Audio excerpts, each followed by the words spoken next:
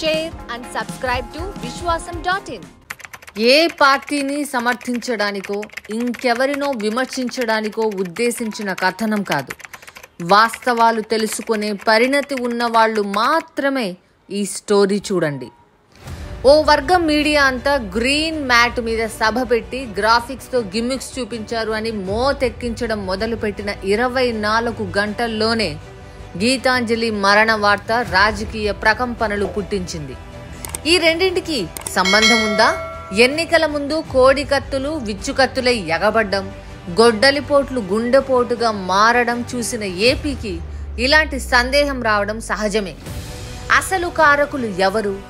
రాజకీయం ఇంత వికృతంగా ప్రాణాలతో చెలగాటమాడే స్థాయికి ఎందుకు దిగజారిపోతోంది? రాజకీయ జెండాలు ఎజెండాలు లేని వాస్తవాలు చూడాలనుకుంటే విశ్వాసం.in సబ్స్క్రైబ్ చేయండి. ఏపీలో రాజకీయ పైశాచికం పరాకాష్ఠకు చేరుతోంది. కులాల పేరుతో కుమ్ములాటలు దాటి ఎవరైనా సామాన్యులు ఓ పార్టీని ఓ లీడర్ని పొగిడితే ఎదుటి పార్టీ తోడేళ్లలా వెంటాడడం మొదలైపోయింది. ఇంత వికృత క్రీడ ఇంతకు ముందు చూసి ఉండం.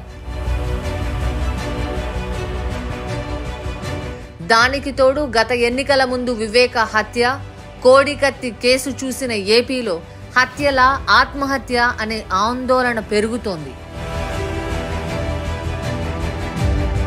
ఇంతకీ గీతాంజలి విషయంలో ఏం జరిగింది? గ్రీన్ మ్యాట్ ప్రచారం నుంచి డైవర్షన్ కోసమే ఇదంతా చేశారా? నా ఓన్ హౌస్ నా డ్రీమ్స్ ఫుల్ఫిల్ అయిపోయింది. ఈ రోజు నా పేరు మీదే సార్ గీతాంజలి. అందుకే నా ఓన్ హౌస్ నా డ్రీమ్ అని చెప్తున్నాను నేను క్లియర్ గా. I felt really so happy sir. నేను అసలు ఎక్స్పెక్ట్ చేయలేదు. నేను ఇంకా తీసుకున్నా, యాక్చువల్ గా అమ్మఒడి తీసుకున్నాను, మా మామగారికి పింఛన్ తీసుకున్నాను, మా అత్తగారికి చేయూత పథకం తీసుకున్నాను, ఇప్పుడు నా డ్రీమ్ హౌస్ తీసుకున్నాను. ఇప్పుడు నా ఇద్దరు ఆడపిల్లలు ఉండుంటే జై జగన్ అని అరిచేవారు. ఈ మాటలు చెప్పడం ఆమె ప్రాణాలు పోవడానికి కారణమవుతుందని ఎవ్వరూ అనుకోరు. ఆమె ఇళ్లలో ఆనందం చూస్తే అది నటన అనుకోలేం. ఎందుకంటే ఓ దిగువ మధ్యతరగతి కుటుంబానికి 15,000 అనేది చాలా పెద్ద మొత్తం. సొంత ఇల్లు అనేది జీవిత ఆశయం. అలాంటివి దక్కినప్పుడు ఓటు వేయడానికి వాళ్ళకి అభ్యంతరం ఏమీ ఉండదు. గీతాంజలి అదే చెప్పింది. ఇదంతా నాణ్యానికి ఒకవైపు. ఎటు చూసినా నెగిటివిటీ, విమర్శలు, బూతులు మాత్రమే వినిపించడం ఏపీకి ఓ అలవాటుగా మారిపోయింది. సంస్కారం గురించి స్పీచ్లిచ్చే టీడీపీ గుంపుల్లో కొంతమంది వైసీపీ గురించి ఎవరైనా సానుకూలంగా మాట్లాడితే అస్సలు తట్టుకోలేకపోతున్నారు. కుల ఉన్మాదమో లేదంటే గెలిచిపోతున్నామనే ఆరాటమో గాని బూతు కూతలు, వెకిలి కామెంట్లు, అలా చేసినోడి తల్లి చెల్లి కూడా సిగ్గుపడే భాష వాడే జనాభా ఈ మధ్య ఆన్లైన్లో పెరిగిపోయారు. అలాంటి వాళ్ళ రాతలు, కమెంట్లు, కారు కూతలు వాడి కుటుంబ సభ్యులకు చూపించి వాడి తల్లి ముందో కూతురు ముందో చెప్పు దెబ్బలతో సన్మానం చేసినా తక్కువే. ఇలా తయారయ్యారేంట్రా అంటే వైసీపీ వాళ్ళు తిట్టడం లేదా అంటారు. వాళ్ళు తిడుతున్నారని మీరు తిడితే వాళ్లకు మీకు తేడా ఏముంది? వాళ్ళని కాదని మిమ్మల్ని ఎంచుకోవాల్సిన అవసరం ఏముంటుంది? ఈ మాత్రం ఇంగితం లేని వాళ్లే గీతాంజలిని వేధించిన మాట వాస్తవం. ఎన్నికల ముందు ఇలాంటివి జరిగితే రాజకీయం కాకుండా ఎందుకుంటాయి? దానికి తోడు జగన్ పార్టీ సభలను కూడా గ్రాఫిక్స్ లో చూపిస్తోంది అనే ప్రచారం మీడియాలో, సోషల్ మీడియాలో విస్తృతంగా జనంలోకి వెళ్లిపోతున్న సమయం అది.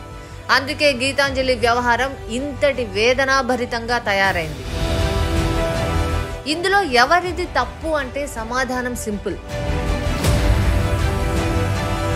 రాజకీయం కోసం ఎంతకైనా దిగజారిపోయే వాళ్ళు రెండు పక్కల పోటీ పడుతున్నారు.